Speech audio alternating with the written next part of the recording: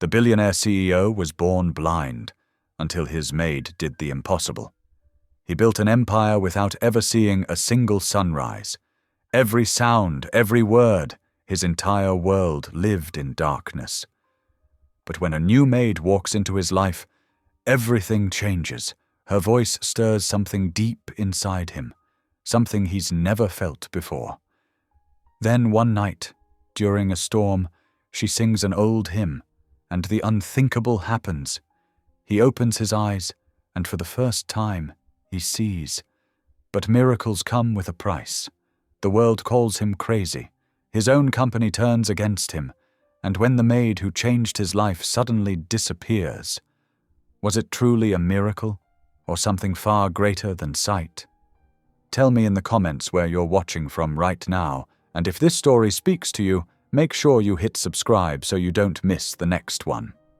The morning sun filtered through the floor-to-ceiling windows of the penthouse, warming the polished hardwood floors beneath Jace Grayson's bare feet. He didn't need sight to navigate his home. 52 years of darkness had taught him to map his world through touch, sound, and memory. Each step was measured, precise, like the carefully controlled empire he'd built. His fingers trailed along the smooth wall as he made his way to the kitchen. The cool marble counter felt familiar under his hands. 15 steps from his bedroom, turn right at the slight chip in the baseboard, then 12 more steps to the coffee maker. The routine was as much a part of him as breathing. "Good morning, Mr. Grayson," his assistant called from the entrance, her heels clicking against the floor in a rhythm he knew well. "Your suit for today's board meeting is pressed and ready. The blue pinstripe, I assume?" Jace's voice carried the authority of a man who commanded $1 billion technology company. "The one with the silk lining?" "Yes, sir, and your car will be ready in 45 minutes. Jace nodded, his fingers finding the coffee cup she'd placed before him. The ceramic was warm against his palms, the aroma rich and familiar. Everything in his world was ordered, controlled, predictable, just the way he needed it to be. The morning progressed like any other. Board meetings at Grayson Innovations headquarters filled his calendar, discussions about market expansion, new patents, future technologies. His blindness had never been a limitation in the boardroom. If anything, it had sharpened his other senses, made him more attuned to the subtle shifts in people's voices, the hidden meanings behind their words. But it was the afternoon that brought the first crack in his perfectly ordered world. "Mr. Grayson." Mrs. Dunley's voice was softer than usual as she approached him in his home office. He'd known her for decades, could read the tension in her tone like Braille. "What is it?" He turned away from his computer, where he'd been reviewing reports through his text-to-speech software. "I need to speak with you about something. Important." The slight tremor in her voice made his stomach tighten. Mrs. Dunley, who had been a constant presence in his life since his mother's passing, who knew exactly how he liked his shirts folded and his meals prepared, who had been the closest thing to family he'd had for years. "George, my husband. His health has taken a turn." Her voice cracked slightly. "I need to retire, Mr. Grayson, to take care of him full-time." The words hit him like a physical blow. Jace's fingers gripped the arms of his leather chair, his knuckles whitening. "I see," he said, though in truth he felt suddenly lost, like a ship cut loose from its anchor. "I've given it a lot of thought." Mrs. Dunley continued, her voice thick with emotion. "I wouldn't leave if it wasn't absolutely necessary. You know that." Jace stood, his movements stiff, mechanical. "Of course. George needs you." The words felt hollow in his mouth. "When?" "End of the week," she said softly. "I've already helped arrange for a replacement. That won't be necessary." He cut her off, his tone sharp. "I'm perfectly capable of managing on my own." "Mr. Grayson, Jace," she said, using his first name as only she dared to do. "You need someone here. The house is too big to maintain alone, and you—" "I said it won't be necessary." His voice was steel now, unyielding. "Thank you for your years of service, Mrs. Dunley. I'll have accounting prepare your retirement package." He heard her sigh, a sound heavy with both sadness and resignation. "Very well, sir. I'll finish out the week."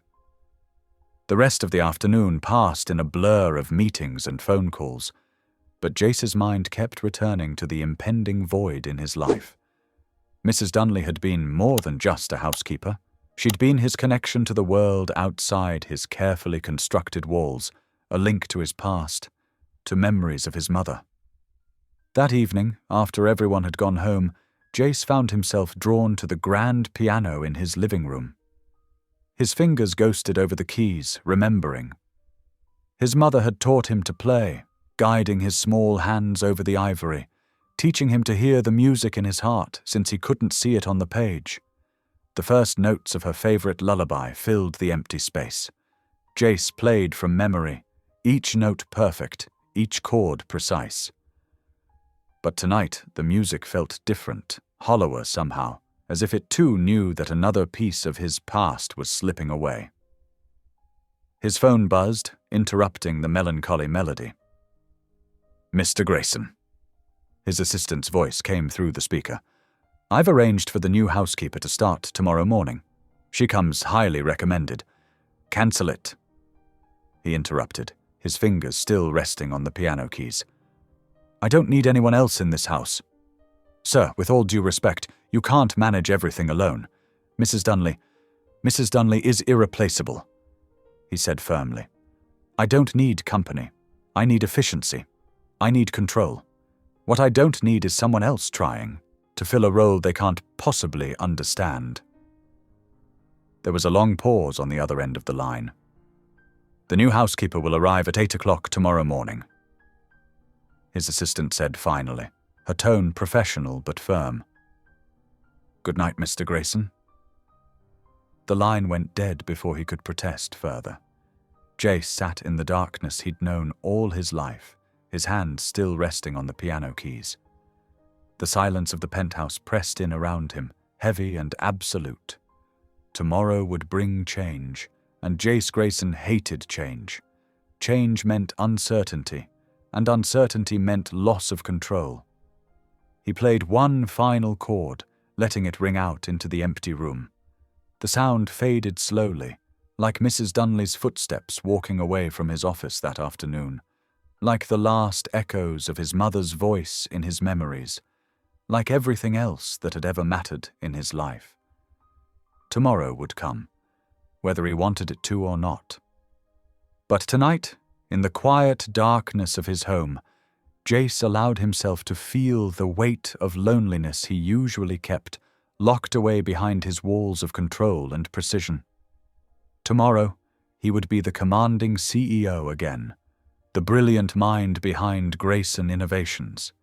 But tonight, he was just a man, sitting at his mother's piano, playing to an empty room. The morning sun streamed through the floor-to-ceiling windows of the penthouse, creating patterns Jace Grayson couldn't see but could feel on his skin. He stood in his office, fingers drumming against his mahogany desk as he waited. The clock chimed 8 o'clock, and right on cue, the elevator dinged. 2 sets of footsteps entered, one measured and professional, the other lighter, almost skipping. Jace's jaw tightened. A child. His assistant hadn't mentioned that detail. "Good morning, Mr. Grayson." A warm, melodious voice greeted him. "I'm Lila Thompson, your new housekeeper." "And I'm Hope," a bright young voice chimed in. "I'm 10 years old and—" "Hope," Lila gently interrupted. "Remember what we discussed about being professional?" Jace could hear the rustle of movement, probably the child fidgeting. His fingers pressed harder against the desk. "Mrs. Thompson, Ms." Lila corrected softly. "Ms. Thompson," he amended, his tone clipped. "I wasn't informed you'd be bringing a child to work." "I apologize for any inconvenience," Lila replied, her voice maintaining its professional warmth despite the tension. "My daughter comes with me during school breaks. She's very well behaved and brings her books to study. This is a place of business, not a daycare center." Jace cut in. He moved around his desk, his movements precise and practiced. "I expect complete professionalism and minimal disruption. Keep her out of my way." There was a brief silence, heavy with hurt, but when Lila spoke again, her voice remained steady. "Of course, Mr. Grayson. You won't even know she's here." Throughout the morning, Jace tried to focus on his work, but new sounds kept drawing his attention. The gentle swish of Lila's cleaning cloth against surfaces, her soft footsteps as she moved from room to room, and occasionally the whisper of turning pages from wherever Hope had settled with her books. But it was the humming that truly disrupted his concentration. As Lila worked, she hummed hymns, old ones that tickled at the edges of Jace's memory. Her voice was rich and soulful, filling the usually silent spaces of his home with unexpected warmth. He found himself pausing in his work, listening despite himself to the familiar melodies of "Amazing Grace" and "How Great Thou Art." The morning stretched into afternoon, and Jace maintained his distance, working in his office while life moved around him in the penthouse. But fate had other plans.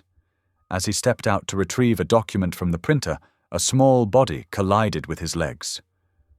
"Oh!" Hope gasped, and he heard the thud of books hitting the carpet. "I'm so sorry. I was reading while walking. Mum always says I shouldn't do that, but the story was so exciting and—" "What did your mother say about staying out of my way?" Jace's voice was stern, but something in the girl's genuine remorse made it softer than he intended. "I really am sorry," Hope said, and he could hear her gathering her fallen books. "I'm Hope. Hope who likes reading out loud. That's what everyone calls me at the library because I help with story time for the little kids." Before Jace could respond, Lila's footsteps approached quickly. "Hope Thompson, what did we discuss about being careful in Mr. Grayson's home?" "It's fine," Jace found himself saying, surprising even himself. "No harm done." He turned away quickly, retreating to his office before the warmth in Hope's voice could crack his carefully maintained walls any further. Evening settled over the penthouse, and Jace sat at his desk, pretending to work while actually listening to the sounds of life from the servants' quarters. The dinner hour had passed, and he'd heard Lila and Hope's quiet conversation as they prepared their meal in the small kitchen allocated to staff. Now, as night descended, their voices drifted to him again, soft but clear in the quiet building. They were praying. "Dear God," Hope's young voice began, "thank you for this beautiful day. Thank you for the man who gave us work when we needed it most. And Lord," Lila's voice joined in, gentle and sincere, "please bless Mr. Grayson. Fill this home with your love and light." Jace sat frozen in his chair, an unfamiliar feeling settling in his chest. Guilt. When was the last time anyone had prayed for him? Had anyone ever? The genuine gratitude in their voices pierced through his defenses, making him uncomfortably aware of his earlier harshness. He remained at his desk long after their voices fell silent, their evening prayers giving way to the soft sounds of preparation for sleep. The penthouse felt different somehow, as if Lila's hymns had left echoes in the walls, as if Hope's bright energy had scattered something warm and alive through the sterile spaces. Later, lying in his bed, Jace found himself straining to hear any sound from the servants' quarters. Faintly, so faint he might have imagined it, he caught Lila's voice singing what sounded like a lullaby. The sound was soft as light itself, gentle as a mother's touch, and it stirred memories he'd thought long buried. Memories of his own mother's voice, of comfort, of a time before he'd built his walls so high. He lay awake, listening to that distant song, feeling the first cracks forming in the fortress he'd built around his heart. The guilt lingered, but alongside it was something else, something that felt dangerously like hope. The days that followed brought a gentle rhythm to the penthouse. Lila moved through the spaces with quiet efficiency, learning the invisible map of Jace's carefully ordered world. She noticed how he traced his fingers along the wall at exactly shoulder height when walking to his office, how he counted steps between rooms, how he knew his location by the subtle changes in the flooring beneath his feet. By the third morning, Lila had memorized his schedule down to the minute. At precisely 7 o'clock, she placed his coffee on the kitchen counter, 2 sugars, no cream, just as his bedroom door opened.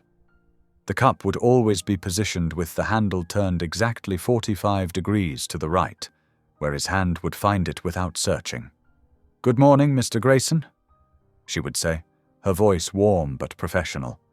He would nod, sometimes managing a quiet "morning" in return, and she would step back, giving him space to move through his routine undisturbed. In his office, she learned to dust around his precisely arranged items without moving them a millimeter. His laptop remained centered on the desk, his phone exactly 3 inches to the right, his braille reader positioned at the perfect angle for his hands to find it naturally. But it was Hope who brought the first real change to the penthouse's rigid patterns. One morning, as Jace reached for his coffee cup, his fingers brushed against something unexpected.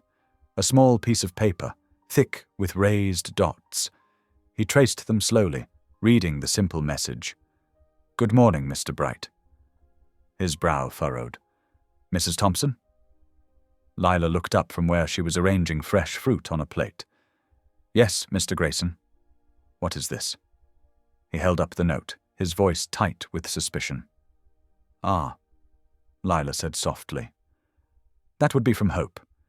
She's been taking online braille lessons for the past week. She wanted to... Well, she said she wanted to talk to you in your language." Jace stood perfectly still, the note trembling slightly in his hand. "In my language?" "Yes, sir. She spent 3 hours practicing just that simple message. She was worried about getting the dots wrong." Lila paused, then added gently, "She's not mocking you, Mr. Grayson. Hope doesn't have a mocking bone in her body." Jace carefully set the note down beside his coffee cup, his fingers lingering on the raised dots. "I see," he said quietly, though his throat felt oddly tight. The next morning, another note appeared. "Today will be a good day." The dots were more confident this time, more evenly spaced. Jace found himself running his fingers over them repeatedly throughout breakfast, reading the simple message again and again. Hope's notes became a daily occurrence. Some days they were simple greetings, other days they were observations about the weather or tiny facts she'd learned at school. Each one was carefully crafted, the braille precise and clear, showing hours of practice and dedication. One evening, after a particularly long board meeting, Jace found himself touching one of the notes Hope had left that morning. "Sunshine feels like warm hugs," it read. Something in his chest ached, a feeling he couldn't quite name. He sat at his desk, running his fingers over the dots until they barely made sense anymore, lost in memories of another pair of hands that had once learned braille just for him. His mother's hands, so many years ago. Later that night, as was his custom, Jace made his way to the piano. The penthouse was quiet, the day's work done. His fingers found the keys, and he began to play. Not the usual technical exercises, but something softer, more melodic. A piece his mother had taught him when he was young. He didn't hear Hope approach, but somewhere in the middle of the second movement, he caught the sound of quiet breathing in the hallway outside. Then, ever so faintly, a gentle humming joined his melody. The sound was pure and sweet, perfectly in tune, following his music like a shadow follows light. For the first time in years, Jace didn't stop playing when he realized he had an audience. Instead, he let the music flow, filling the hallways with sound, while Hope's quiet humming wove through the notes like golden thread through fabric. The days began to take on a different quality. Mornings, once dreaded for their emptiness, now held the promise of Hope's notes. The strict routines remained, but they felt less like walls and more like familiar paths. Even the silence felt different, warmer somehow, alive with possibility. Lila noticed the change in him, subtle though it was. His good mornings came more readily, his shoulders carried less tension, and occasionally, very occasionally, something almost like a smile would touch his lips as his fingers found the daily Braille message beside his coffee cup. One morning, as he traced the dots of Hope's latest note, "Birds are singing extra happy today," Jace realized he had begun to look forward to these moments. The simple messages, the sound of Hope's humming in the hallway, even Lila's quiet presence as she moved through his carefully ordered world. They had become bright points in his day, like stars in what had once been an endless night. The piano music changed too. Where once he had played only structured exercises and complex classical pieces, now simpler melodies found their way into his evening practice. Songs that invited humming, songs that spoke of warmth and light and hope. And each night, as his music filled the penthouse, he would hear the soft footsteps in the hallway, the gentle breathing, the sweet, clear humming that joined his melodies without hesitation or fear. Time passed gently in the penthouse, marked not by meetings and deadlines, but by Braille notes and piano music, by Hope's quiet presence and Lila's steady kindness. And though Jace couldn't see the physical changes in his home, he could feel them, in the way the air moved differently, in the way sounds echoed more softly, in the way morning light seemed to carry warmth he hadn't noticed before. For the first time in longer than he could remember, Jace Grayson began to look forward to mornings. Not for the work they brought, or the challenges they presented, but for the simple joy of reaching out and finding a new message waiting beside his coffee cup, written in dots that spoke of caring, of effort, of connection. Written in a language that bridged the darkness between his world and the light that Hope and Lila had brought into it. Dark clouds gathered over the city that afternoon, turning the usual bustle of traffic below into muffled whispers. Inside the penthouse, Jace sat at his desk, his fingers moving across financial reports in Braille, while the first rumbles of thunder rolled in the distance. The storm approached slowly, like a giant padding on heavy feet. Each thunderclap grew louder, rattling the floor-to-ceiling windows of the penthouse. Jace could feel the vibrations through his chair, through the soles of his feet. The air pressure changed, making his ears pop, and the familiar sounds of his home took on strange, hollow qualities. Lightning crackled across the sky, and suddenly the power flickered. The gentle hum of electronics that usually filled the penthouse, the sound Jace used to orient himself, stuttered and died. The silence that followed was absolute, broken only by the growl of thunder and the steady drum of rain against glass. Jace's hand stilled on his desk. Without the usual background noise, the space felt vast and unfamiliar. His heart rate picked up slightly. Not fear exactly, but discomfort. He had built his world on sound and routine, and now both were disrupted. Soft footsteps approached his office, Lila's steady, measured pace. She knocked gently on the doorframe. "Mr. Grayson, I've brought you some tea." The scent of chamomile reached him, along with something else, the warm, waxy smell of candles. He could hear the tiny flames flickering, creating pockets of warmth in the darkness he always lived in. "Thank you, Lila," he said, his voice slightly tighter than usual. "How bad is the storm?" "It's quite a show out there," she replied, moving carefully through the room. The china clinked softly as she set the tea service down. "The whole city's lit up with lightning, but we're safe up here." She must have noticed the tension in his shoulders, the way his fingers gripped the edge of his desk. In the candlelit darkness, she began to hum softly, the sound barely audible above the storm. Then, quietly, she began to sing. Amazing grace, how sweet the sound. The melody was different from the usual hymnal version, slower, gentler, with subtle variations that transformed it into something closer to a lullaby. Jace's breath caught in his throat. His mother had sung it exactly the same way. Memories crashed over him like waves. Suddenly he was 5 years old again, curled in his mother's lap during a thunderstorm much like this one.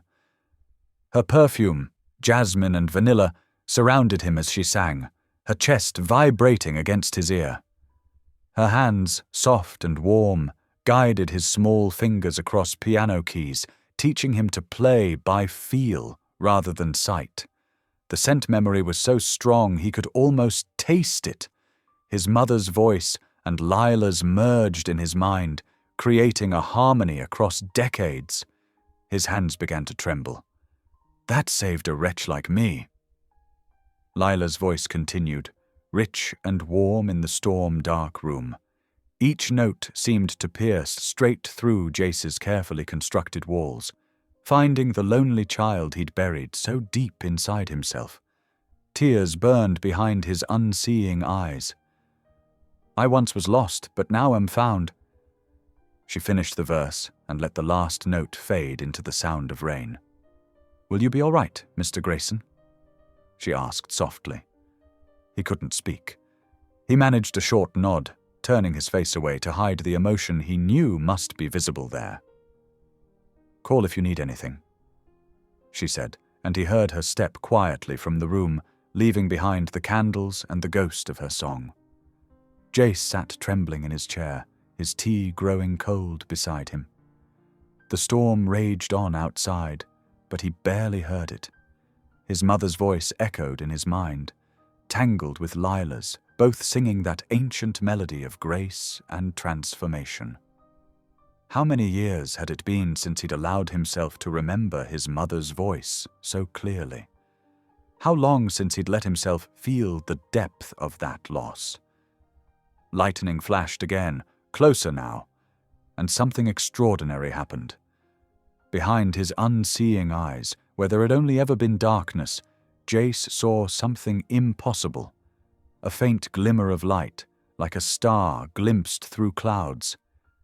He gasped, his hand flying to his face.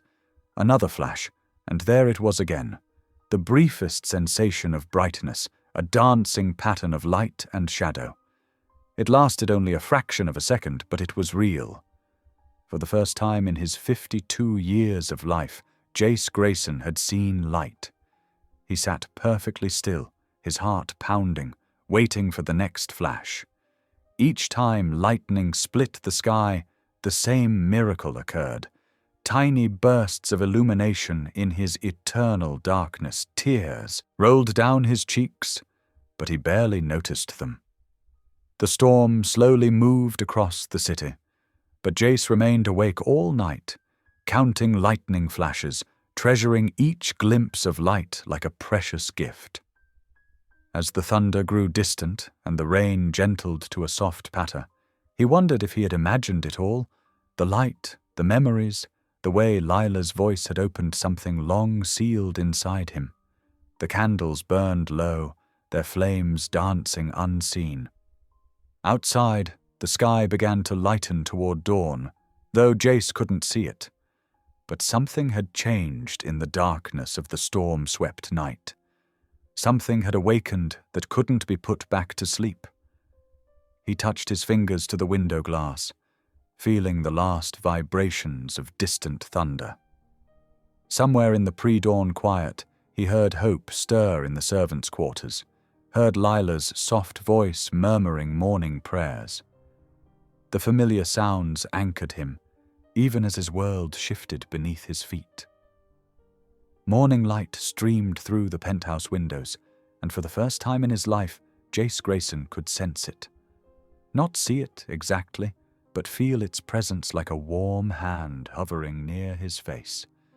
He stood perfectly still by the floor-to-ceiling windows, his heart racing as he tried to process this impossible change. "Dr. Matthews, I need you to come immediately," he said into his phone, his voice trembling slightly. "Something's different." While waiting for his doctor, Jace paced his office, passing through patches of what he could only describe as brightness. Each time he encountered one, he stopped, letting the strange new sensation wash over him. He heard Lila moving quietly through the house, preparing breakfast, and remembered her song from the night before. Dr. Matthews arrived within the hour, his familiar footsteps hurrying down the hallway. "Jace, what's going on?" "I can sense light," Jace said without preamble. "Since last night. During the storm I saw flashes when lightning struck. And now I can tell where the windows are. There's brightness." The doctor's sharp intake of breath was audible. "That's impossible with your condition. You have no functioning optic nerves." "Test me," Jace insisted. "I'm not imagining this." For the next hour, Dr. Matthews ran through a series of thorough examinations. He shined lights in Jace's eyes, moved objects through his field of vision, and documented every response. His voice grew increasingly amazed. "This is unprecedented," he finally said. "You're showing partial light perception. I can't explain it medically, but you're definitely responding to light stimuli. When did this start, exactly?" Jace swallowed hard. "Last night, during the storm, after—" He paused, feeling foolish. "After my housekeeper sang a hymn, the same one my mother used to sing." From the doorway came a small gasp. Lila stood there, a breakfast tray in her hands. "I'm so sorry to interrupt," she said softly. "I didn't mean to overhear." "Mrs. Thompson," Jace said, turning toward her voice. "The song you sang, something happened." He could hear her setting down the tray with trembling hands. "Mr. Grayson, it wasn't me. If something miraculous happened, it was God's doing, not mine. I'm just a housekeeper who likes to sing old hymns." The humility in her voice touched something in Jace's chest. Dr. Matthews cleared his throat. "Well, whatever the cause, this is remarkable. I'd like to schedule more tests, document everything properly." "Of course," Jace agreed. "But please keep this quiet for now. I need time to understand what's happening." Despite his request, word spread through his staff like wildfire. By afternoon, Jace could sense the changed atmosphere in his home. Whispered conversations, awed glances he couldn't see but could feel. His assistant, Thomas, hovered anxiously nearby, reorganizing his schedule to accommodate doctor's appointments. As evening approached, Jace found himself standing in his kitchen, drawn by the smell of Lila's cooking. He could sense the warm light from the overhead fixtures, like a gentle pressure on his face. "Mrs. Thompson?" he called out. "Yes, Mr. Grayson?" Her voice came from near the stove. "Aye." He cleared his throat. "Would you and Hope join me for dinner? At the main table?" The silence that followed felt weighted with surprise. "That's very kind of you, sir." "It's not kindness," he said quickly. I'd like the company." Soon they were seated around his formal dining table, a space that hadn't heard conversation in years. Hope's excitement was palpable as she carefully explained to Jace where everything was on his plate, using clock positions as reference points. "The potatoes are at 6 o'clock, she said seriously. "And the green beans are at 9 o'clock. Mama made her special meatloaf. That's right in the middle at 12 o'clock. Jace found himself smiling.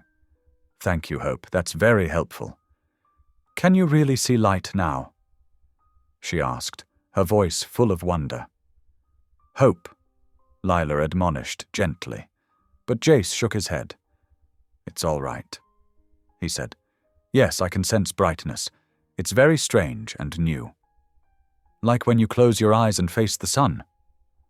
Hope asked.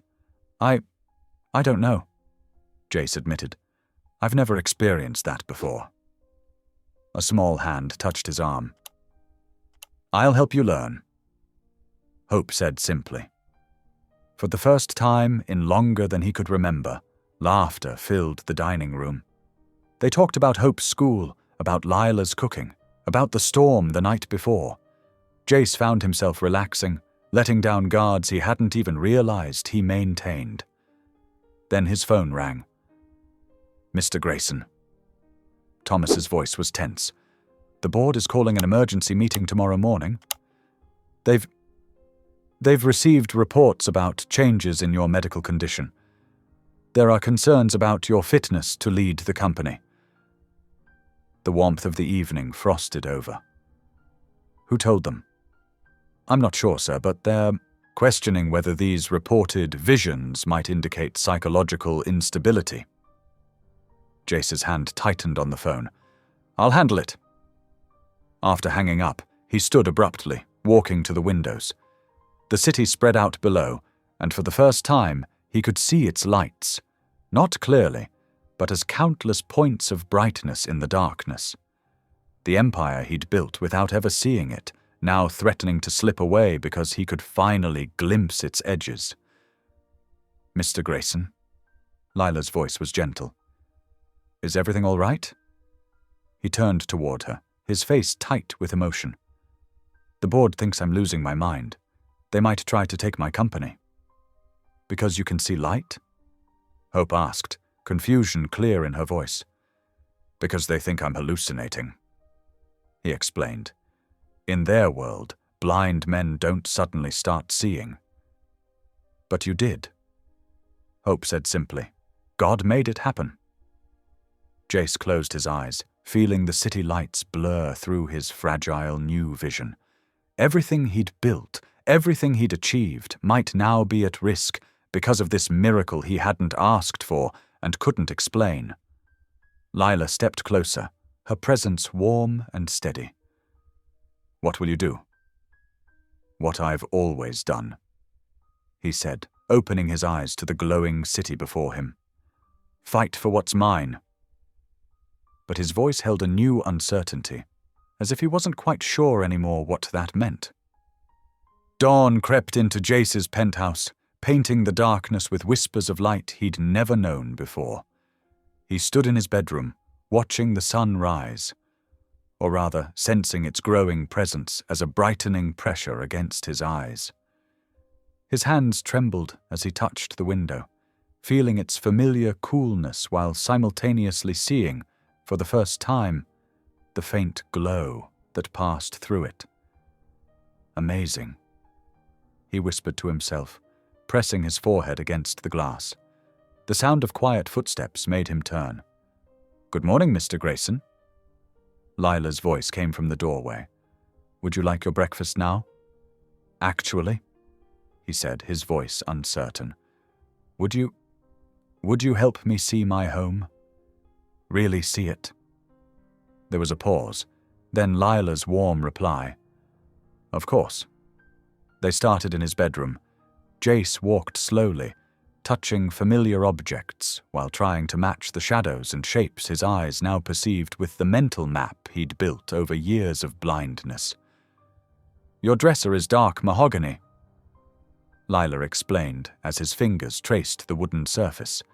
It's a deep, rich brown, like coffee or the earth after rain. Brown, Jace repeated, trying to connect the sensation under his fingers with the dim shapes he could make out. And the walls? Cream-colored, soft and warm, like fresh bread. They moved through each room, Lila patiently describing colors and shapes, while Jace attempted to merge his lifetime of tactile understanding with these new, ghostly visual impressions. In his office, he paused before his piano, its massive shape a darker shadow against the wall. I can actually see it, he said, wonder in his voice. Just the outline, but it's there. Light suddenly flooded the room as Hope bounded in, her arms full of flowers. Good morning, Mr. Grayson. Look what I picked from the terrace garden. She approached carefully, holding out her bouquet. This one's yellow. It feels happy, doesn't it? Like sunshine you can touch. Jace reached out, his fingers brushing the delicate petals. The simple joy in Hope's voice, her earnest desire to share beauty with him, struck something deep in his heart. His throat tightened as he tried to respond. Yes, he managed finally. It does feel happy. The morning passed too quickly, and soon Jace had to prepare for work. The board meeting loomed ahead, but he felt stronger after the morning's explorations. However, that strength began to waver the moment he entered the conference room. The whispers started immediately. He could hear them clearly with his heightened hearing, murmurs about mental stability and stress-induced hallucinations. The board members shifted uncomfortably in their chairs as he took his seat. Mr. Grayson, Gerald Matthews, the head of the board, began carefully.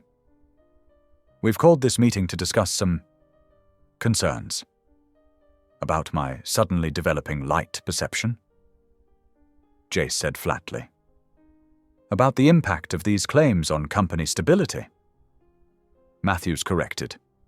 The markets are nervous, Jace. Your condition has been a known factor in your leadership. It's part of your story. But this sudden change, these reports of miracle cures...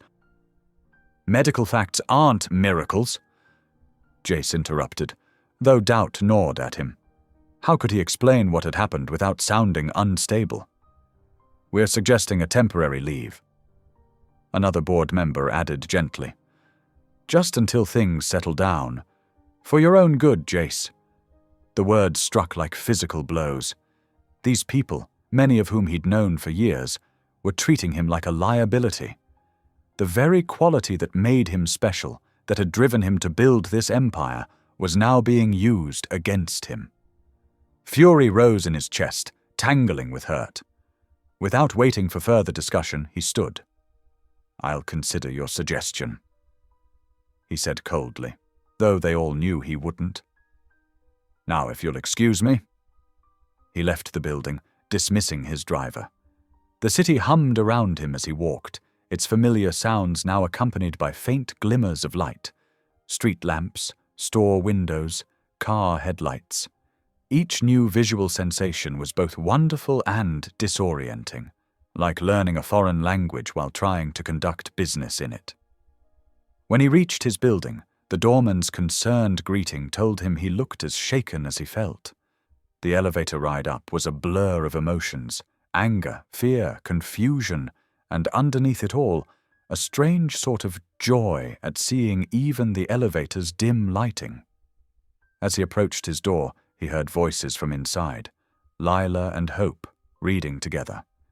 He paused, hand on, the doorknob, listening. And Jesus said unto him, Receive thy sight, thy faith hath saved thee.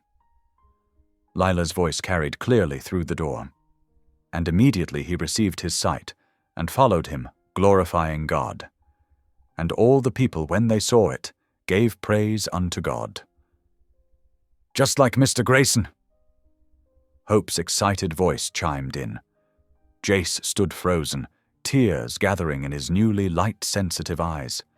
The parallel was too strong to ignore, a blind man receiving sight through faith. But his faith had been in control, in technology, in his own abilities. Until Lila and Hope arrived, he'd never considered any other kind. He wiped his eyes before entering, but Lila saw his expression immediately. Mr. Grayson, are you all right? The board meeting, he began, then stopped, overwhelmed by the day's events. Hope came to his side, taking his hand. Did they not believe you could see the light? Jace squeezed her small hand gently. No, they didn't. But maybe that's not what matters most right now. The tears came again, and this time he didn't try to hide them.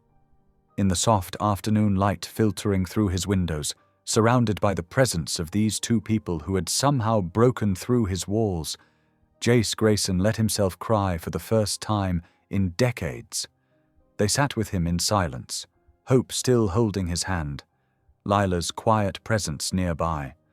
while the Bible lay open on the table, its ancient words about faith and healing seeming to hang in the air around them. The days that followed blurred together in a kaleidoscope of new sensations for Jace. Each morning brought fresh challenges as his partial vision struggled to make sense of the world around him. Simple tasks he'd mastered through touch and sound now became puzzling adventures in light and shadow. In his kitchen, reaching for his morning coffee, Jace's hand knocked the cup over. Frustration burned in his chest as coffee spread across the counter. "It's okay." Lila's gentle voice came from nearby. "The depth is different when you try to use both sight and touch. Let's practice together." She guided him through the motions, her hand steady as she helped him pour water into a fresh cup. "Feel the weight of the pitcher," she instructed. "Now watch the light reflect off the water as it moves. Listen to the sound. Let all your senses work together." Jace concentrated, his brow furrowed. The water caught the morning light, creating patterns he'd never imagined. Slowly, carefully, he managed to fill the cup without spilling. "Well done." Lila smiled, her voice warm with encouragement. Later that afternoon, she brought him a basket of laundry. "Folding helps with spatial awareness," she explained. "And the different colors can help you practice distinguishing light levels." They sat together in the living room, Lila demonstrating how to match corners and create neat squares. Jace's fingers, so precise with Braille, fumbled with the unfamiliar visual guidance. But Lila remained, patient, showing him again and again until his movements became more confident. Hope bounced into the room during their folding session, her energy brightening the space. "Can I help?" she asked eagerly. "I know a fun way to learn colors." Lila nodded, and Hope sat cross-legged on the floor, pulling out different colored towels. "See this one?" She held up a blue towel. "It's like that soft music you play in the evening, calm and peaceful. And this red one..." She grabbed another. "It's like drums, bold and strong." Jace tilted his head, intrigued by her unique perspective. "What about this one?" he asked, touching a pale yellow pillowcase. "That's like the high notes on your piano." Hope replied enthusiastically. "Light and happy like sunshine." Something bubbled up from deep inside Jace, a sound he hadn't made in years. He was laughing, really laughing, the joy of it surprising him as much as his new vision. Hope giggled along with him, and even Lila joined in, the sound of their shared laughter filling the usually quiet apartment. As evening approached, Lila prepared dinner while Hope did her homework. Jace sat in his favorite chair, resting his eyes from the day's efforts. The smell of cooking and the soft sounds of domestic life surrounded him. "Would you like to hear a story?" Lila asked as she worked, her voice carrying from the kitchen. "About the church where I grew up?" "Yes," Jace found himself saying, curious about this woman who had brought such change to his life. "It was a small church," she began, "but full of love. When my husband passed away, leaving me alone with Hope, that community carried us through. They brought food, helped with childcare, but most importantly, they reminded me that faith can light the darkest paths." She paused, stirring something on the stove. "Even when I had to take cleaning jobs in houses where people looked down on me, my faith kept me standing tall. It wasn't about pride, it was about knowing my worth in God's eyes." Jace absorbed her words, feeling their weight. "I used to believe," he said quietly. "When my mother was alive, she took me to church every Sunday. But the day she died, I stopped. How could I believe in a God who would take away both my sight and my mother?" The kitchen fell silent except for the soft bubbling of whatever was cooking. Finally, Lila spoke, her voice gentle but firm. "Sometimes the hardest part of faith is accepting that we can't understand everything. But look at you now, seeing light for the first time. Isn't that a kind of miracle?" That night, as Jace lay in bed, his mind swirled with the day's experiences. The world of light and shadow was still overwhelming, but something was shifting inside him. As he drifted off to sleep, the colors Hope had described melted into his dreams, blues flowing like quiet music, reds pulsing like drum beats, yellows twinkling like high piano notes. In his dreams, light and music danced together, creating a symphony he could finally see. The darkness that had been his constant companion for 52 years was transforming, becoming a canvas for possibilities he'd never dared to imagine. Each new glimmer of light brought both challenge and wonder, reminding him of how much he still had to learn. In his dreams, his mother's face appeared, not as a memory of touch, but as a soft glow of love and warmth. The image blended with Lila's hymns and Hope's laughter, creating a tapestry of sound and light that followed him through the night. The late summer breeze carried the scent of blooming flowers through Jace's penthouse as he stood by the window, marveling at how his world had changed. 3 weeks had passed since those first glimpses of light, and now he could make out distinct shapes and colors without relying on his cane. The city skyline spread before him like a painting coming slowly into focus, a view he'd built but never seen. His assistant, Marcus, stood nearby reviewing plans for the upcoming charity gala. The grand ballroom at the Riverside Hotel is confirmed for Saturday evening, he reported. We're expecting 400 guests. Jace nodded, his mind already picturing the event. And the foundation paperwork? All set. The Hope Thompson Medical Research Foundation will be officially announced at the gala. The initial funding of $50 million has been allocated. The sound of small feet padding across the floor made Jace smile. Hope emerged from the hallway, carrying a stack of books. "Mr. Grayson," she called out, "look what I found in the library. Books about eyes and how they work." He turned toward her voice, still amazed that he could now see her outline, a small figure full of energy and light. "Those might come in handy for the foundation," he said warmly. "Would you like to help explain the science to our guests?" Hope's eyes widened. "Really, I can help." "Of course. This foundation exists because of you, after all." Lila appeared in the doorway, wiping her hands on her apron. "Hope, sweetheart, Mr. Grayson is busy with work." "Actually," Jace interrupted, "I'd like to speak with you both." He gestured to the sofa. "Please sit." Lila hesitated before joining her daughter. Jace could now see enough to notice her uncertainty, the way she smoothed her skirt nervously. "The gala this weekend," he began. "It's more than just a charity event. I want to share what happened here. The miracle that began with your song, Lila. Your faith." He paused, choosing his words carefully. "People need to hear this story. It could help so many others." Lila's voice was soft but concerned. "Mr. Grayson, we're simple people. All this attention, please," he said gently.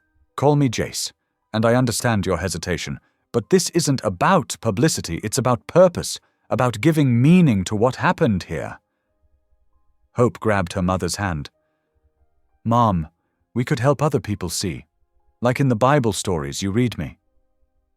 Lila's expression softened.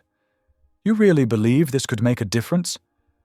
"I do," Jace answered. "The foundation will fund research into vision restoration, support families dealing with vision loss, and provide resources for children like Hope who want to learn Braille to help others." He moved closer, his newly gained sight allowing him to meet her eyes. "None of this would have happened without you both. Will you let me honor that?" After a long moment, Lila nodded. "For the greater good," she said quietly. "Yes." The next few days passed in a whirlwind of preparations. Designers arrived with evening wear for Lila and Hope. Jace insisted on the finest, a midnight blue gown for Lila that made her look like starlight, and a yellow dress for Hope that matched her sunny personality. The night of the gala arrived clear and cool. The Riverside Hotel's grand ballroom sparkled with thousands of tiny lights. Jace stood at the entrance, greeting guests, his heart full as he watched the blur of colors and movement through his improving vision. Each face was still a soft focus image, but he could see enough to recognize expressions, to catch the wonder in people's eyes when they realized he could see them too. Lila and Hope arrived fashionably late, as planned. A hush fell over the crowd as they entered. Hope bounced excitedly, while Lila moved with quiet grace, though Jace could sense her nervousness. "You both look beautiful," he said softly, offering his arm to Lila. "Ready?" She took a deep breath and nodded. "Ready." The evening progressed like a dream. Dinner was served as string musicians played softly in the background. Hope charmed everyone at their table, explaining with surprising clarity how she'd learned Braille to write notes to Jace. Lila sat tall and dignified, her natural warmth drawing people in despite her initial reservations. Finally, it was time for Jace's speech. He stood at the podium, looking out over the sea of faces that were no longer hidden in darkness. His voice was strong and clear as he began. 3 months ago, I lived in a world without light. I had built an empire, but I couldn't see it. I had everything money could buy, but I was blind to what truly mattered. He paused, his emotion visible. Then God sent me 2 angels disguised as a housekeeper and her daughter. He went on to describe that stormy night, how Lila's hymn had awakened something long dormant in his soul. She sang my mother's lullaby, and light came back into my world. Not just physical light, though that miracle still amazes my doctors, but the light of faith, of love, of purpose. Tears glistened in many eyes as he announced the foundation. Tonight, we launch the Hope Thompson Medical Research Foundation, named for a little girl who taught a blind man to see with his heart. Through this foundation, we will fund cutting-edge vision research, support families affected by vision loss, and spread hope to those who think miracles are impossible. The crowd rose in a standing ovation as Jace invited Lila and Hope to join him on stage. Hope waved excitedly while Lila stood gracefully, tears streaming down her face as the applause washed over them. Later, as the evening wound down, Jace found himself on the hotel's balcony. The city spread out before him like a blanket of stars, each light a beacon in the darkness. He could see them now, really see them, and the beauty overwhelmed him. The sound of the door opening made him turn. Lila stepped out, her blue dress shimmering in the nighttime air. "Thank you," she said simply, joining him at the railing. "I should be thanking you," he replied. "You changed everything." She shook her head. "God changed everything. I was just an instrument." Jace looked up at the night sky, where stars twinkled faintly through his newfound vision. For the first time in 40 years, he felt the presence of something greater than himself. His lips moved in a whisper, forming words he hadn't spoken since childhood. "Thank you," he prayed softly, "for helping me see, not just the world around me, but love itself." His voice caught. "Thank you for sending them to me." The city lights blurred as tears filled his eyes, but he didn't mind. He had learned that sometimes the clearest vision comes through tears of gratitude. The night air carried the distant sound of music from the ballroom, blending with the quiet beauty of the moment, a symphony of sight and sound that touched his soul. The morning after the gala dawned bright and crisp. Sunlight streamed through the penthouse windows as Lila prepared breakfast, humming softly while Hope set the table. Everything felt different after last night's celebration. Lighter, somehow, filled with possibility. Jace entered the dining room, his steps confident now that he could see shapes and shadows. He smiled at the blur of yellow that was Hope's dress as she bounced over to pull out his chair. "Good morning, Mr. Bright," she chirped, using her special nickname for him. "Good morning, Hope," he replied, settling into his seat. The aroma of fresh coffee and warm bread filled the air as Lila brought over his usual breakfast plate. Then it happened. Mid-reach for his coffee cup, Jace's hand froze. His face contorted in sudden pain, and he clutched his head with both hands, a low groan escaping his lips. "Mr. Grayson?" Lila's voice sharpened with concern. "I can't. It's going dark," he gasped. "The light, it's fading."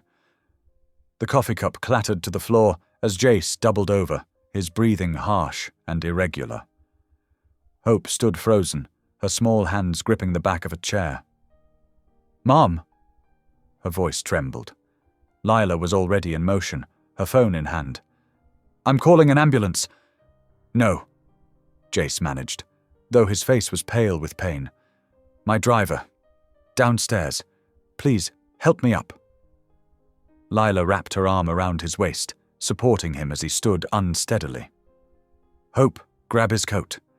We're taking him to the hospital, ourselves." The elevator ride down was tense and silent, broken only by Jace's labored breathing.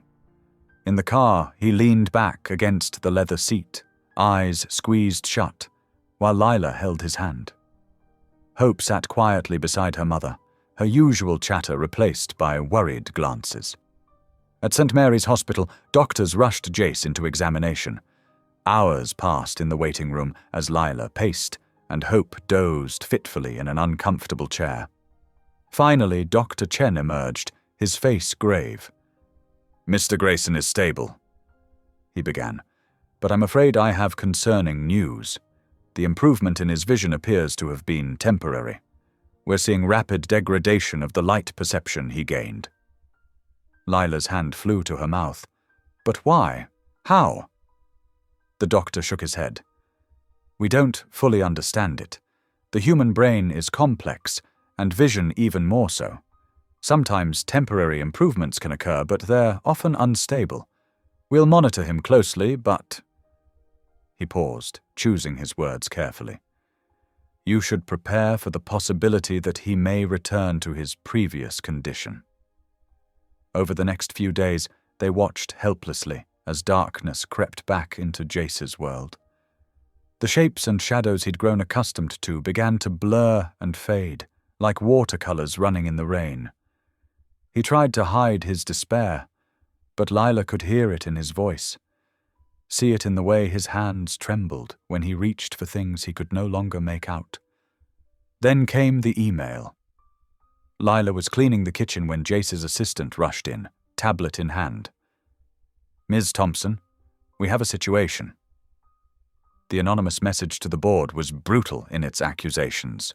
Claims that Lila had manipulated Jace's vulnerability, that the miracle story was orchestrated to gain access to his fortune, that the charity foundation was an elaborate scheme. Before they could contain it, the story leaked to the media. Headlines screamed across newspapers and websites. "Blind billionaire's faith hoax exposed. Con woman uses religion to dupe tech mogul. Miracle or manipulation." Paparazzi swarmed the building entrance like angry bees. Camera flashes exploded whenever anyone entered or left. Reporters shouted questions. "Ms. Thompson, did you fake the miracle? Mr. Grayson, were you deceived? Was it all for publicity?" Lila tried to shield Hope from the worst of it, but the girl's bright spirit dimmed as she heard the cruel whispers, saw the pointing fingers. The final straw came when Hope came home crying because classmates had shown her the tabloid headlines on their phones. That evening, Lila sat at her small desk in the servants' quarters, hands steady as she wrote her resignation letter. Tears splashed onto the paper, but her resolve didn't waver. She knew what she had to do. She found Jace in his study, sitting at his piano but not playing, lost in the darkness that had reclaimed him. "I can't let you do this," he said before she could speak, having heard her familiar footsteps. "Mr. Grayson, Jace," she said softly. "Sometimes faith asks us to step back, to trust in a bigger plan than our own." "This isn't right," he protested, standing up. "You didn't do anything wrong. The miracle was real. I saw light. I saw colors." "I know," she soothed, "and that truth lives in our hearts. But right now, staying here only feeds their cruel story. It hurts Hope. It hurts your company. Sometimes the strongest faith is shown in letting go." "Please," he whispered, and the break in his voice nearly shattered her resolve. "Don't leave me in the dark again." Lila touched his hand gently. "You're not in the dark. You have light inside you now, the light of faith. No one can take that away." Hope came in then, her small footsteps hesitant. She wrapped her arms around Jace's waist in a tight hug. "We'll still pray for you, Mr. Bright," she whispered against his suit jacket. "Every single day." Jace knelt down to her level, his hands finding her shoulders. "Thank you for teaching me to see with my heart, Hope." They left quietly, their few belongings packed in 2 small suitcases. The elevator descended smoothly, taking them away from the life they'd briefly shared. Outside, the reporters had finally gone home, leaving the street peaceful in the gathering dusk. Jace stood at his window, though he could no longer see the city lights. The penthouse felt vast and empty, the silence no longer peaceful but oppressive. His fingers traced one of Hope's Braille notes, her last one, left on his desk. "God's love shines in the dark." The quiet pressed in around him like a physical weight. No more hymns floating through the halls, no more childish giggles or running footsteps, no more soft conversations over evening tea. The darkness seemed deeper now, having known the light. He stood there until night fell completely, remembering the brief miracle of sight, the even greater miracle of love and faith he'd found. The memory of Lila's hymn echoed in his mind, a melody that had once brought light into his darkness. But now there was only silence, and the weight of things left unsaid. The darkness crept back like an old friend, unwanted yet familiar. Day by day, Jace's fragile gift of sight slipped away until even the brightest lights became nothing more than whispers in the void. The doctors called it a regression to baseline, as if reducing miracle to medical terms could soften the blow. Jace stood at his floor-to-ceiling windows, remembering how the city lights had sparkled during those precious weeks. Now his world was black again, but somehow darker than before, because now he knew what he was missing. His phone buzzed, another message from the board. They'd been patient with his situation, they said, but the company needed stability. Tomorrow's vote was just a formality. They would temporarily remove him as CEO for health reasons, allowing him time to process recent events. Recent events, as if his whole life hadn't transformed and shattered in the span of a few months. His assistant's resignation letter lay on his desk, printed in crisp black ink he could no longer read. She'd lasted 2 weeks after Lila left, but the constant media circus and board pressure had worn her down.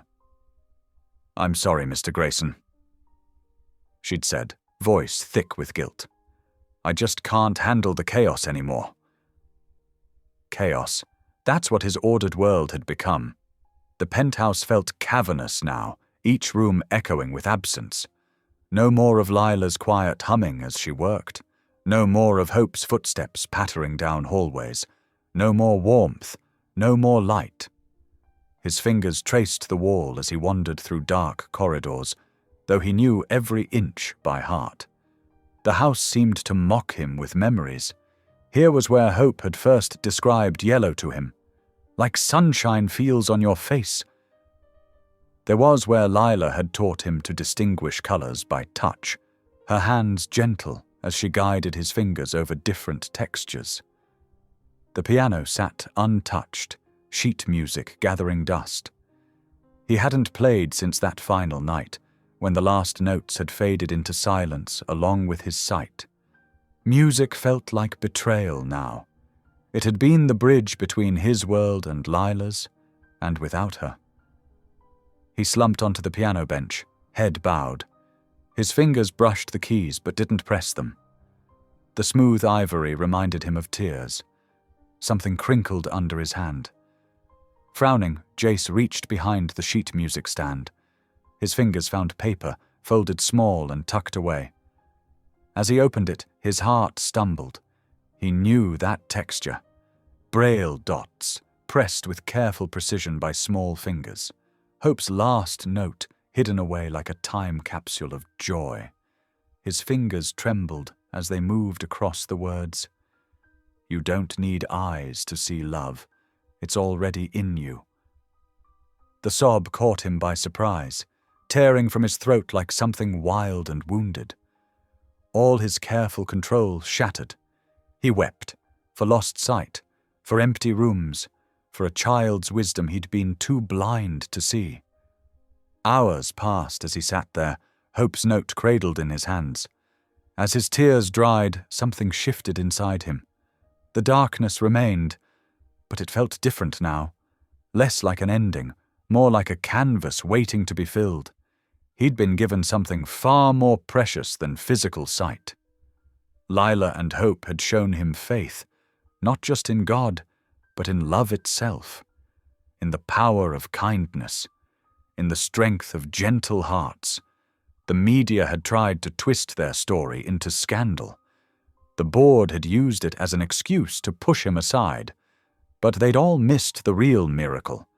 It wasn't about seeing light, it was about finally seeing truth.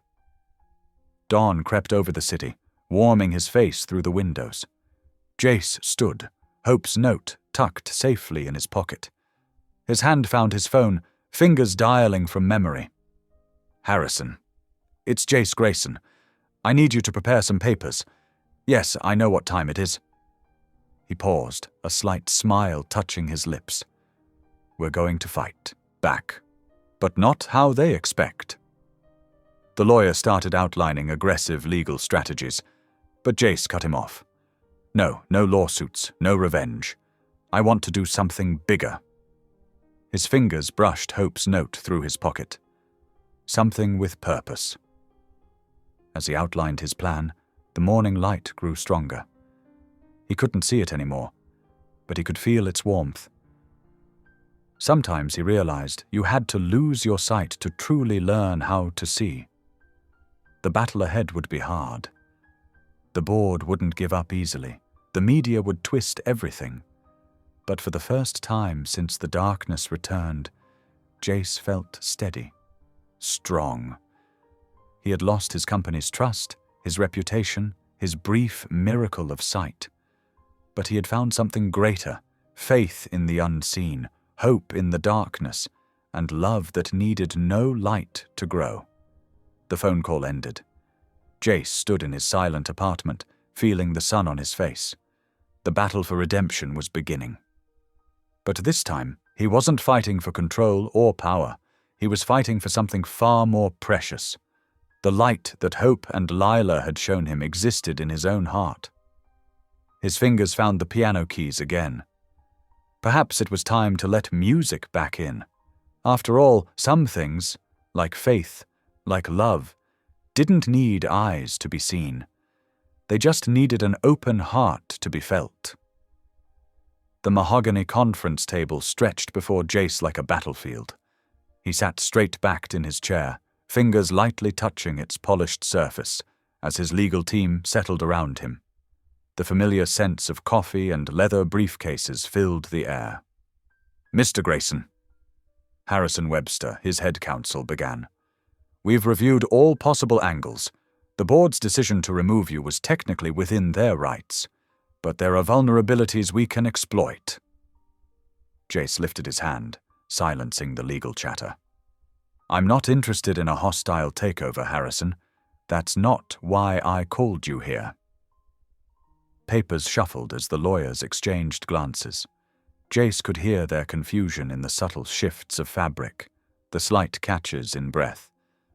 "I want to transform Grayson Innovations," he continued.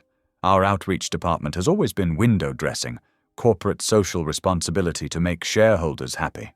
I want to convert it into a full humanitarian foundation." "Sir," Harrison's voice held careful neutrality. The board works for the shareholders," Jace interrupted. "And I still own 42% of company shares. Present them with this." He slid a folder across the table. A complete proposal for the Grayson Foundation for Medical Aid and Accessibility Technologies. As Harrison read through the document, Jace explained his vision. "We'll develop cutting-edge assistive devices, fund research into degenerative conditions, provide grants for medical care, make technology serve humanity, not just profits." "This is ambitious," Harrison said slowly. "The investment required will come from my personal fortune."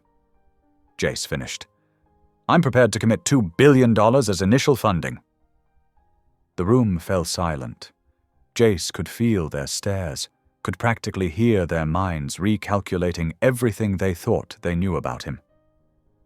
"Draft the proposals," he instructed. "I want everything ready for the emergency board meeting tomorrow." The next morning, Jace stood before the board of directors, his cane held loosely at his side. The familiar boardroom buzzed with tense whispers. "Ladies and gentlemen," he began, his voice carrying easily through the space. "You've questioned my fitness to lead. You've used my temporary recovery and subsequent relapse as evidence of instability." He smiled slightly. "You're right, I have changed, but not in the way you think." For the next hour, he outlined his vision for the foundation. Every question about costs, he answered with precise figures. Every doubt about feasibility, he countered with detailed research. Every snide remark about his religious experience, he met with calm professionalism. "This is absurd," Gerald Matthews, his chief rival on the board, finally exploded. "You want to turn our profit center into a charity case, all because some maid sang you a hymn?" The room tensed, waiting for Jace's infamous temper. Instead, he laughed softly. "No, Gerald, because for the first time in my life I truly see what we could become. Not just another tech company chasing quarterly profits, but a force for real change."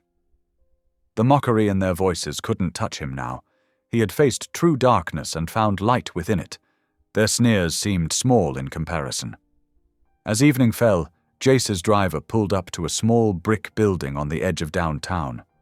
The simple wooden sign read, "Grace Community Church." Wind chimes tinkled gently in the breeze. Jace's cane tapped against worn stone steps as he made his way to the entrance. The door creaked open, and the scent of old wood and candle wax wrapped around him. "Can I help you?" a gentle voice asked. Male, older, with warmth in its tone. "I'm looking for Lila Thompson," Jace said. "She mentioned this church once." "Ah, Lila." The man's voice softened with recognition. "I'm Pastor Samuel Brooks. Lila and Hope are dear members of our congregation, though we haven't seen them lately." Jace nodded, throat tight. "She worked for me, briefly. I'd like to make things right." "Why don't you join us for evening service?" Pastor Samuel suggested. "We're about to begin." Before Jace could refuse, organ music filled the space. The sound drew him in like an embrace. He found himself being guided to a pew, the wood smooth and worn beneath his hands. The congregation filtered in around him. No designer perfumes or rustling silk here, just the honest scents of soap and cotton, of people who worked hard and prayed harder. They greeted each other warmly, and several welcomed him without a hint of recognition. The service began with a hymn. The voices rose. Around him, untrained but sincere. No professional choir could match the pure faith in these voices. They sang of grace, of light in darkness, of love that never failed. Jace sat still, letting the music wash over him. Here, in this humble church, he felt the presence of something greater than himself. The same peace he had glimpsed in Lila's quiet strength, in Hope's innocent wisdom. His fingers found the small braille note in his pocket, Hope's last gift. You don't need eyes to see love. It's already in you. Tears slid down his cheeks, but he didn't wipe them away. In the darkness behind his eyes, light bloomed like dawn. Not the fleeting physical sight he had briefly known, but something deeper, something permanent. The hymns continued, filling the small church with joy. Jace might have lost his physical vision, but here, surrounded by the faith he once scorned, he could finally see clearly. The light hadn't left him when his sight failed. It had simply moved from his eyes to his heart. Pastor Samuel's hand touched his shoulder gently. "Welcome home, son," he whispered. And for the first time since darkness returned, Jace felt truly, completely whole. The congregation's voices rose in another hymn, and Jace found himself joining in.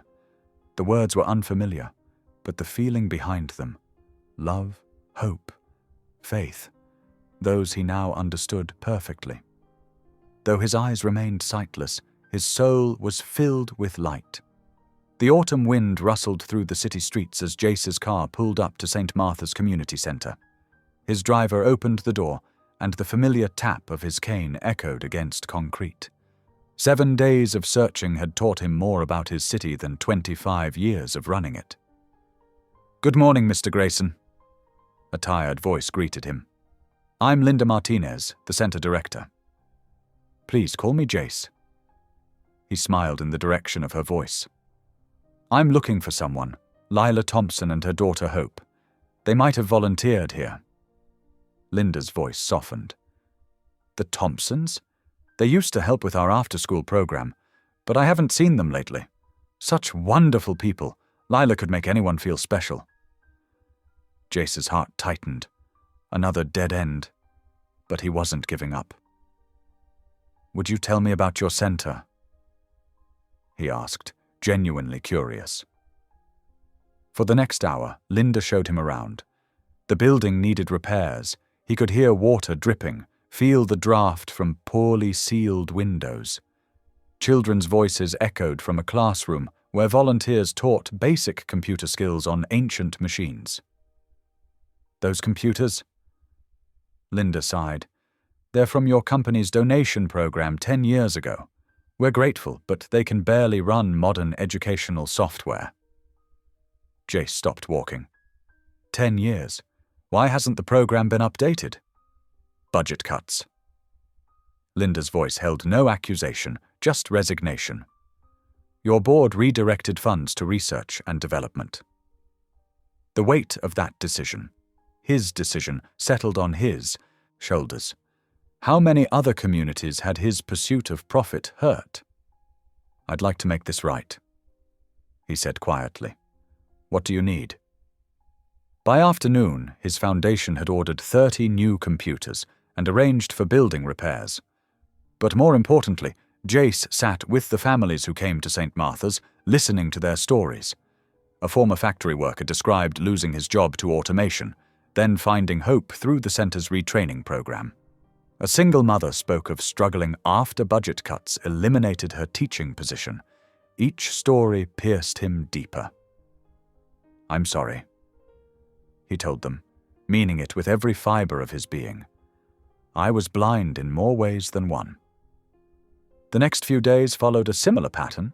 He visited shelters, schools, and small clinics. At each stop, he asked about the Thompsons while opening his heart and his wallet to help where needed. On the 6th day, his driver pulled up to Hope Memorial Clinic, a small medical facility in one of the city's poorest neighborhoods. As he stepped inside, something familiar tickled his senses. A melody floating down the hallway.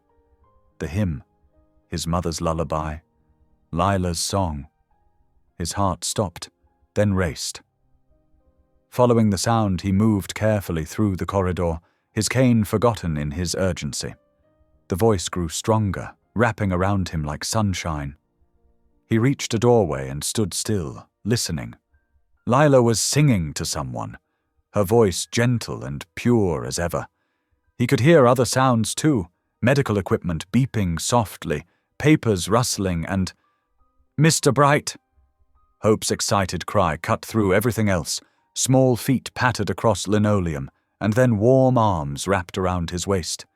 He dropped to his knees, hugging her tightly as tears spilled down his cheeks. "Hope," he whispered, voice breaking. "Sweet Hope." "Mama, look, it's Mr. Bright. He found us." He heard Lila's sharp intake of breath, then soft footsteps approaching. The scent of lavender, her perfume, surrounded him. "Jace." Her voice trembled. "What are you doing here?" He stood slowly, one hand still on Hope's shoulder. "Looking for you. Both of you. I've been searching all week." "But why?" The hurt in her voice cut deep. "After everything that happened."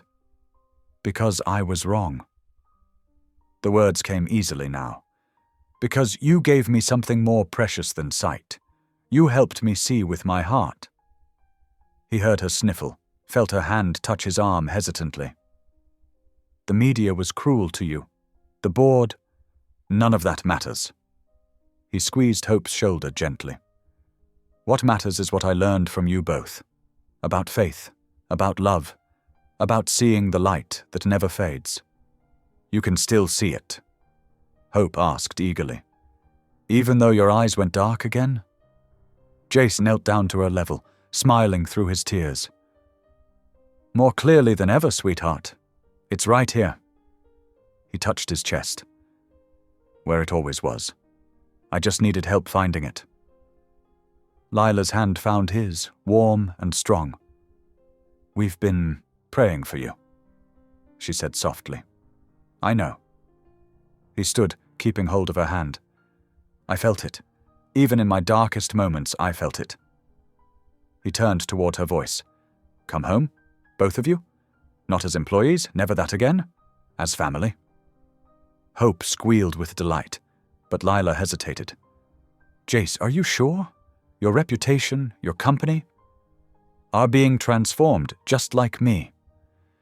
He explained about the foundation, the community work, the changes he was making. "And I need your help, both of you, to keep me seeing clearly." A long moment passed. Then Lila's other hand came up to cup his cheek, thumb brushing away his tears. "You really have changed," she whispered. "Because of you," he said simply. "You helped me see the light that never fades." Hope hugged them both, creating a circle of warmth in the small clinic hallway. "See, Mama, I told you God would make everything okay." Lila laughed softly, the sound mixing with her tears. "Yes, baby. Yes, you did." They stood there together, bathed in afternoon sunlight streaming through a nearby window. Jace couldn't see it with his eyes, but he felt its warmth on his face. Just as he felt the warmth of love and faith in his heart. A different kind of light, but just as real. More real, perhaps, than anything his temporary vision had shown him. "Tell me about your work here," he said finally, still holding them close. As Lila described the clinic's mission and needs, Jace listened with new ears. This, he realized, was what true sight meant, seeing with the heart, hearing with the soul, touching lives with purpose and love. The light that never faded wasn't in his eyes at all. It lived in moments like this, Hope's innocent joy, Lila's faithful strength, and the endless possibilities for doing good in a world that desperately needed it. Monday morning arrived with purpose as Jace Grayson strode through the glass doors of Grayson Innovations headquarters. His cane tapped confidently against the marble floor, each step filled with renewed determination. Lila walked beside him, her presence steady and grounding. "Third floor boardroom?" she asked quietly. Yes, time to clean house. His voice held no anger, only resolve. The elevator ride was silent but charged with anticipation.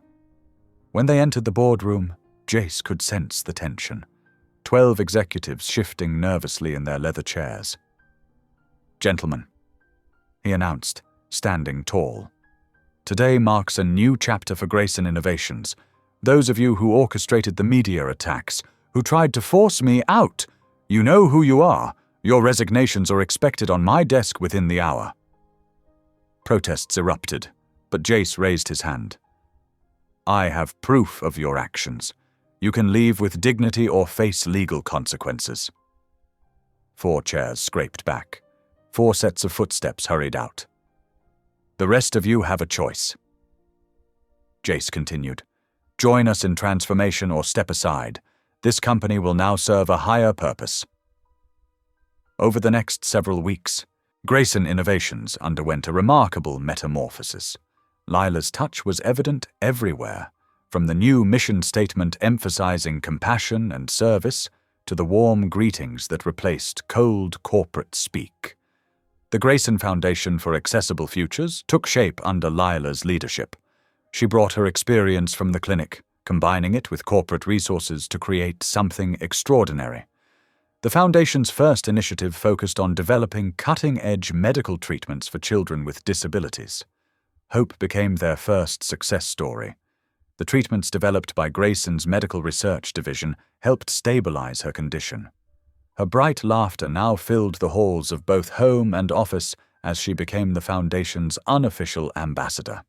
"Mr. Bright," she called one afternoon, running into his office. "Another kid got better today. The doctors used your new medicine." Jace smiled, opening his arms for her familiar hug. "That's wonderful news, sweetheart. Tell me all about it." As Hope chattered about the young patient, Jace marveled at how natural this felt now. This warmth, this purpose, this family they'd become. The corporate world had scoffed when he announced the company's new direction, but results spoke louder than critics. Profits remained strong, but now they fueled meaningful change. The Foundation established training programs for visually impaired entrepreneurs, with Jace himself serving as lead mentor. Every Wednesday afternoon, he met with young innovators, teaching them to transform their challenges into strengths. "Your disability isn't your weakness," he told them. "It's your unique perspective. Learn to see with your heart, and you'll notice opportunities others miss." One particularly meaningful project was the development of affordable accessibility technologies. Grayson Innovations released its patents for assistive devices into the public domain, making them available to anyone who needed them. Lila's office became a hub of activity, coordinating outreach programs across the country. She handled everything with grace, from major donor meetings to comforting worried parents. Her faith-inspired leadership style attracted passionate volunteers and dedicated professionals. "You've created something beautiful here," Jace told her one evening as they reviewed program reports in his home office. "We created it together." She corrected gently. "God gave us each what we needed to serve others." The transformation reached beyond the company walls. Other corporations began following their example, realizing that profit and purpose could coexist. Grayson Innovations became known as the company that saw with its heart. Hope's health continued to improve under the Foundation's care. She spent her afternoons after school helping in the children's ward, reading to patients and sharing her story of healing. Her presence brought light to every room she entered. "Mama," she said one day, "remember when you used to clean Mr. Bright's house? Now you help clean people's hearts." Lila laughed, hugging her daughter close. "That's a beautiful way to see it, baby." The company's annual charity gala transformed from a formal affair into a celebration of life and possibility. Children from the Foundation's programs performed music alongside professional musicians. Young entrepreneurs showcased their innovations. The evening always ended with Lila leading everyone in the hymn that had started it all. Jace stood at these events, feeling the energy of joy and hope surrounding him. Though his eyes remained dark, his heart saw everything clearly, the beauty of compassion in action, the power of faith-driven purpose, the light that transformed lives. One morning, as sunshine warmed his face, Jace sat at his desk, running his fingers over a Braille report. The door opened, and Hope's familiar footsteps approached. "Time for your 10 o'clock meeting, Mr. Bright," she announced importantly. "The new kids from the Entrepreneur program are here." "Thank you, my faithful assistant." He smiled. "Will you join us? They could use some inspiration from my favorite ray of sunshine." "Can I tell them about how you learn to see with your heart?" "Of course. That's the most important lesson of all." As they walked to the conference room, Hope's small hand in his, Jace reflected on the journey that had brought them here. The loss of his physical sight had ultimately led him to true vision. Through Lila's faith, Hope's innocence, and his own transformation, he'd discovered that the most important things in life couldn't be seen with eyes alone. The conference room buzzed with nervous energy as young entrepreneurs waited to meet their mentor. Lila was already there, her voice warm as she made introductions. Jace squeezed Hope's hand and stepped forward to begin another day of showing others how to see with their hearts. "Welcome," he said, smiling. "I'm Jace Grayson, and I'm here to help you turn your challenges into your greatest strengths. Let's begin with a story about learning to see the light that never fades." The room fell silent, ready to learn. This was his new purpose, helping others find their way through darkness to light, just as Lila and Hope had done for him. Through them, he'd discovered that true vision came from faith, love, and the courage to see with the heart. Grayson Innovations had become more than a company. It was now a beacon of hope, showing the world that the most powerful light wasn't seen with eyes, but felt with the soul. Every day brought new opportunities to share that light with others, transforming lives one heart at a time. The autumn sunlight filtered through the stained glass windows of St. Michael's Community Church, casting colorful patterns across the wooden pews. The small church, once struggling to keep its doors open, now buzzed with energy as hundreds of people filled every available seat. Many were beneficiaries of the Grayson Innovations Foundation, families whose lives had been touched by the organization's work over the past year. Jace Grayson sat in the front row, his fingers tracing the raised print of the program. Though he couldn't see the faces around him, he felt their presence, heard their whispered conversations, and sensed their anticipation. The smell of fresh flowers mixed with old wood brought memories of his first visit here, when he'd come searching for Lila and Hope. "It's completely full," Hope whispered beside him, her hand resting on his arm. "Even people standing in the back." Jace smiled, picturing the scene. "Tell me what you see, sweetheart." "The sunlight's making rainbow shadows everywhere," Hope described, her voice animated. "Mama's up front with the choir, wearing her blue dress, the one you said feels like summer sky. And there's Dr. Martinez from the children's ward, and Mr. Johnson from the tech program, and sounds like the whole family's here," Jace said softly, referring to the growing community they'd built together. The piano began to play, and a hush fell over the congregation. Jace recognized Lila's footsteps as she moved to the microphone. Her voice, when it came, was clear and strong, beginning the hymn that had changed everything all those months ago.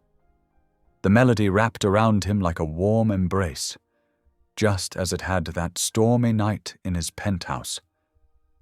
But this time, instead of sitting alone in darkness, he was surrounded by people who had become more than colleagues or beneficiaries. They had become his family. Hope squeezed his hand as Lila's voice soared through the verses. Other voices joined in, creating a tapestry of harmony that filled every corner of the church. Jace felt tears forming in his eyes, but these were different from the lonely tears he'd shed in his past. These were tears of gratitude, of joy, of belonging. Then something extraordinary happened. Without planning to, Jace found himself standing. His voice, unused to singing in public, joined the chorus. He felt Hope's surprise beside him, heard a slight catch in Lila's voice, but he kept singing. The hymn poured from him like a prayer, carrying all the emotion of his journey, from isolation to connection, from darkness to light, from doubt to faith. One by one, people rose to their feet. The sound swelled, lifting toward the rafters, 100 voices united in celebration of hope and healing. Jace could hear sniffles and soft crying around him, feel the tremor of emotion in the air. As the final notes faded, a profound silence filled the church. Jace remained standing, aware of all the lives touched by the Foundation's work, children who'd received medical care, families supported through hard times, young entrepreneurs given chances they'd never had before. The pastor invited him to speak, and Hope guided him to the podium. His fingers found the edge of the wooden stand, and he took a deep breath, letting his heart guide his words. "A year ago," he began, his voice carrying clearly through the hushed church, "I thought I knew what it meant to be blind. I'd lived without physical sight my entire life, and I'd built what I believed was a successful existence. But I was wrong." He paused, feeling the weight of attention on him. "I was blind twice, once to the world and once to my own soul. I had surrounded myself with wealth and achievement, but I couldn't see what truly mattered. Then God sent me 2 angels disguised as a housekeeper and her daughter." Gentle laughter rippled through the congregation. Jace smiled in Lila and Hope's direction. "Through their faith and love, I experienced a miracle. For a brief time, I was given physical sight. But the real miracle wasn't in those few weeks of seeing. It was in learning to see with my heart. That vision has never faded. Every day, through this Foundation's work, through the courage of everyone in this room, I see the light that never fades." The applause started slowly, then built to a thunderous roar. People stood, clapping and cheering, their response echoing off the church walls. Jace heard several amens and hallelujahs rising above the applause. As the sound gradually subsided, he felt a small hand slip into his. Hope's familiar presence steadied him as she led him back to their seat.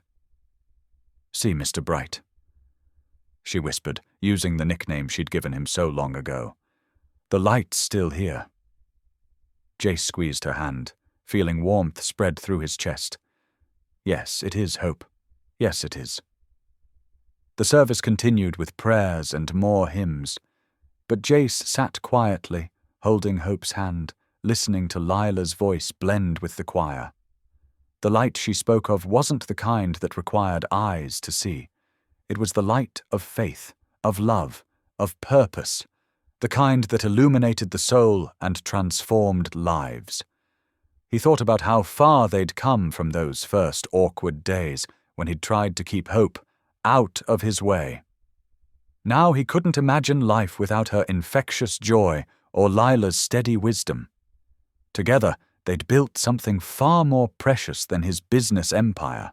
They'd built a family, a community, a legacy of light. The morning sunlight continued to paint its rainbow patterns through the stained glass, unseen by Jace's eyes but felt in his heart, a reminder that the most important things in life were never about what you could see, but what you could feel, believe, and share with others.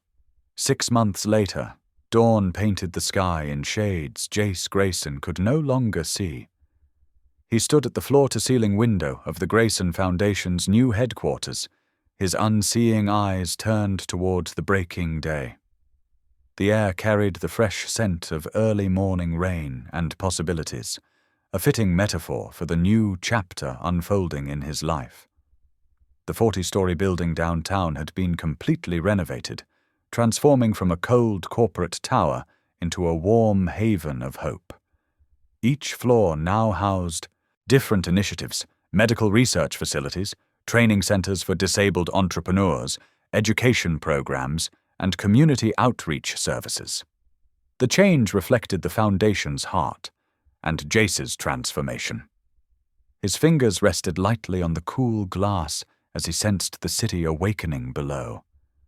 Though he couldn't see the sunrise, years of blindness had taught him to read the morning through other senses.